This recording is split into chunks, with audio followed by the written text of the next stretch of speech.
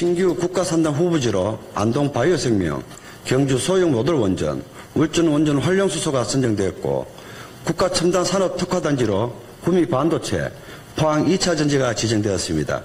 이를 위해 이철우 도지사님과 관계 공무원 여러분의 노력이 최고의 성과를 낼 수 있도록 당부드립니다. 모두가 잘 살고 싶어하는 경상북도 지방화 시대를 만들어가기 위해 집행부와 의회가 함께 고민하고 대안을 찾는 마음으로 본 의원의 도정 질문을 시작하겠습니다. 먼저 도내 폐배터리 재활용 산업 활성화에 관련하여 질문하겠습니다. 포항은 2019년 4세대 배터리 리사이클링 규제 자유 특구 지정으로 21년 2차전지 종합관리센터 준공에 이어 올 7월 2차전지 국가첨단 전략산업 특화단지에 지정되었으며 양극재와 음극재 분야에 세계 최고의 기술력을 보유하고 있는 포스코 퓨처엠, 에코프로 등 대규모 기업 투자 유치, R&D, 물류 인프라와 전문 인력 확보 등 세계 시장을 선도하는 2차전지 산업벨트를 구축하고 있습니다. 2차전지 시장의 확대에 따라 관련 중소기업체 등 포항 투자에 문의가 증가하고 있으며 투자를 문의하는 중소기업체 대부분이 폐배터리 재생업과 관련된 업체들이었습니다. 2차전지 산업은 니켈, 망간 등 원료를 기반으로 하는 사업이며 이러한 원료는 해외 수입과 폐배터리 재활용을 통해서만 확보할 수 있으며 해외 수입은 각국의 이해관계와 가격 변동에 따라 원자재 확보에 상당한 어려움을 따를 수밖에 없으며 이를 대체해서 폐배터리를 재생을 통해 원료를 확보해야만 2차전지 산업의 필수 요건이라 할 수 있습니다. 세계 배터리 시장의 전기차 배터리 비중은 2020년 37%에서 2030년 89%까지 성장할 것으로 예측되며 금액으로는 60조 원에 이를 것으로 전망됩니다.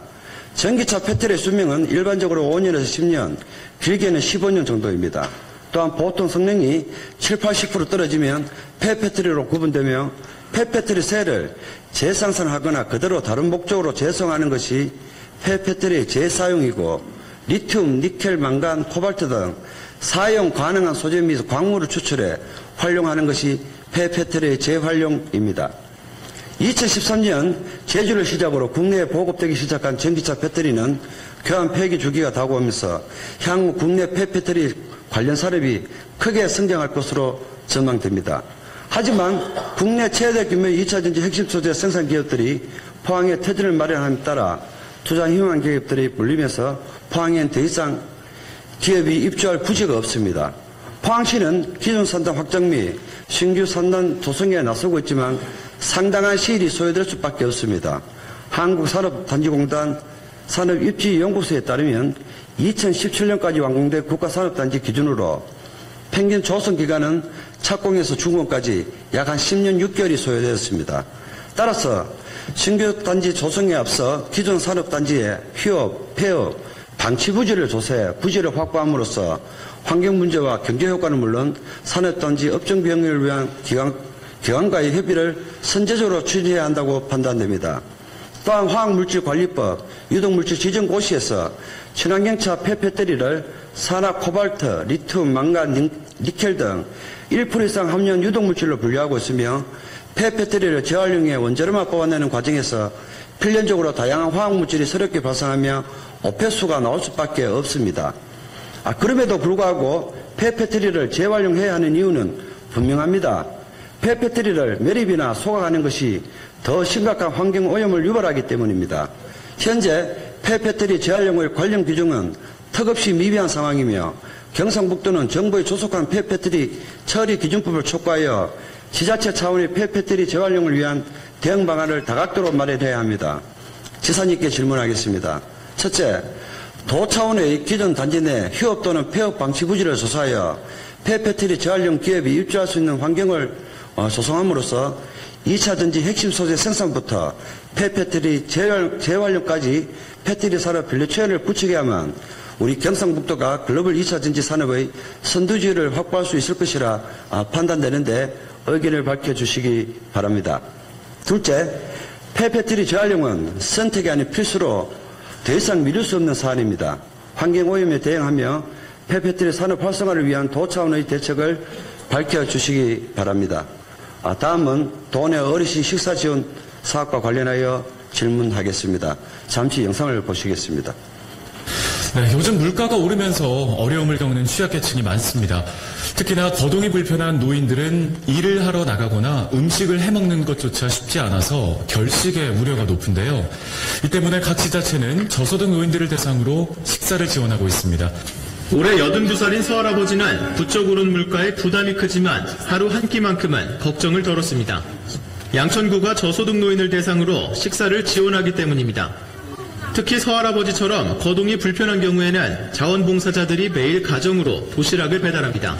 제가 좀 장애가 있어가지고 제가 해먹기가 좀 어려웠어요. 그런데 복지관에서 이렇게 지원을 해주셔가지고 굉장히 도움을 받습니다.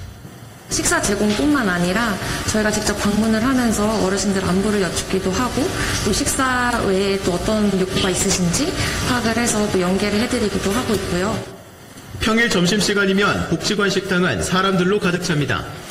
양천구 노인복지시설 10곳에서 경로식당을 운영하며 저소득 노인들에게 매일 식사를 제공하기 때문입니다. 반찬도 날마다 딴 거 대주지, 간도 잘 맞춰서 해주지, 밥도 그렇고 다 내 맘하고 똑같이 다 잘해준다고 잘 먹고 있습니다. 예, 우리 경북의 경우에도 경로당에 밑반찬을 지원하는 행복경로당 운영사업, 취약노인 결식 예방을 위해 무료급식소 운영을 지원하는 경로식당 무료급식사업, 거동 불편한 취약노인 식사를 지원하는 거동 불편 저소득 재가노인 식사 배달 사업을 통해 총 182억의 예산을 들여 도내 어르신들의 건강증진과 노인복지 사각지대 해소를 위해 노력하고 있습니다. 본호에는 이와 같은 어르신 식사지원 사업이 경상북도 노인정책 중 가장 잘하고 있는 정책 중에 하나이자 복지행정서비스의 표본이라 평가하고 있습니다. 그러나 본호에는 지역 현장에 만나는 어르신들의 해당 사업에 다소 부정적인 견해를 보이는 분들도 많이 계셨습니다. 치아가 약한데 너무 딱딱한 반찬이 많아 씹을 수가 없다. 반찬이 너무 작거나 싱거워 입맛에 맞지 않아 버리는 경우가 많다. 차라리 식재료를 사주면 요리해서 먹는 것이 낫겠다는 등 다양한 의견이 있었으며 이는 어르신들의 선호도에 대한 사전조사가 미비했음에 따른 결과로 생각합니다.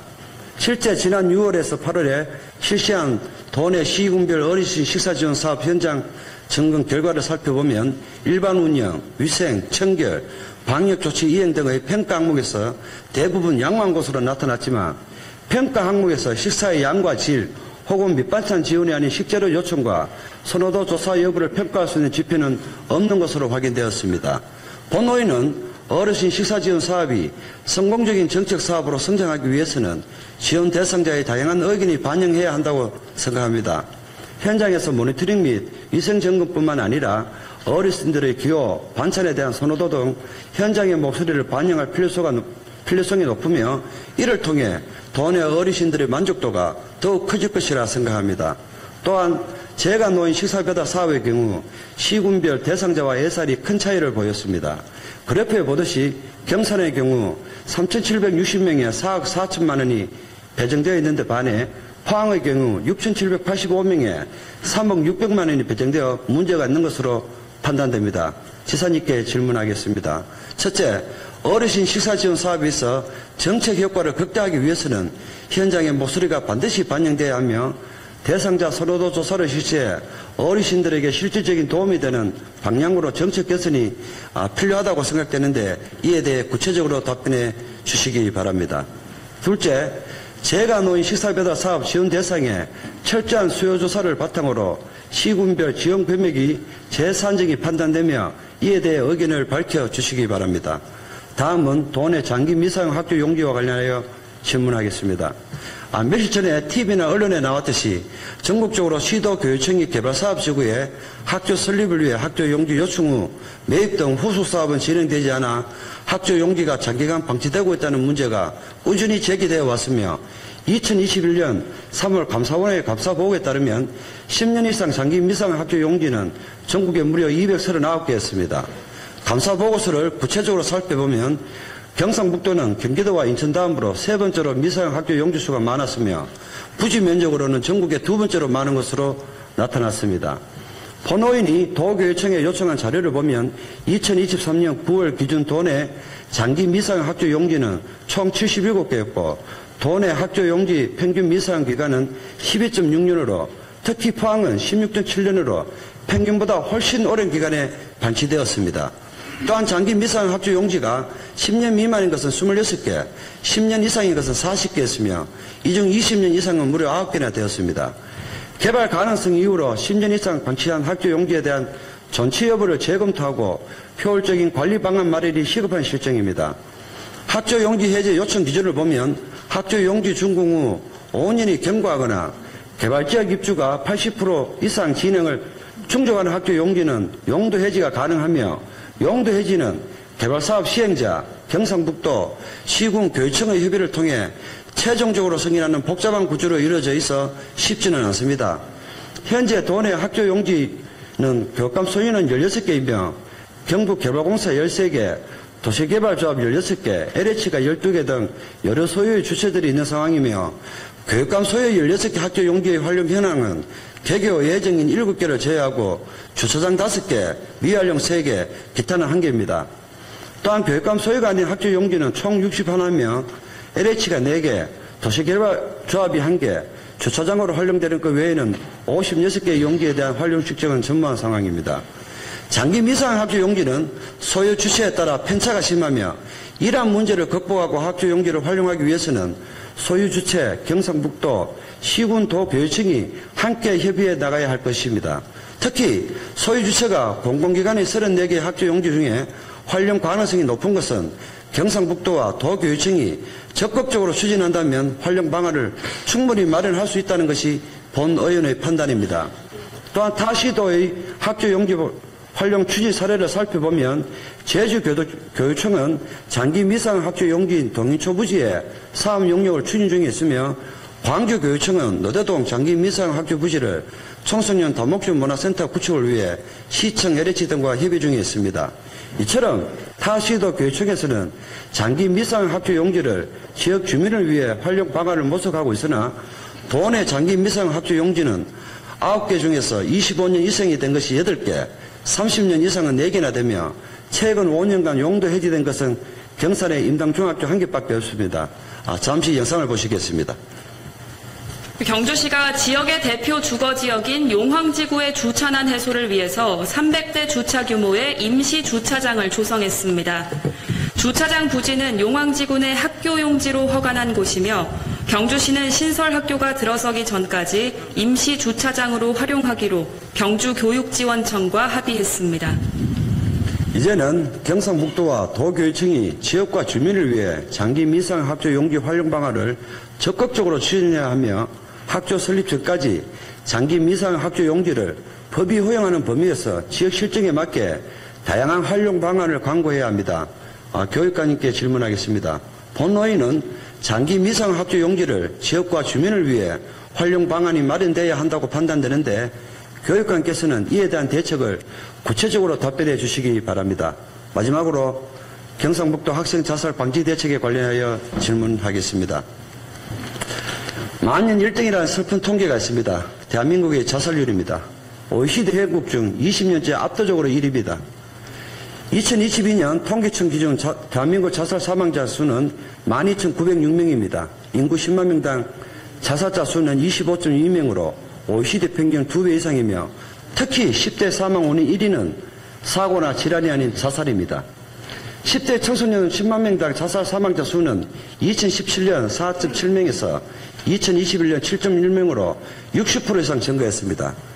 경북교육청이 제출한 학생 자살 현황 자료를 보면 지난 5년간 도내 초중고 자살 사망자는 모두 51명으로 2019년 7명이던 자살 사망자 수가 2023년 9월 현재 18명으로 급증했습니다.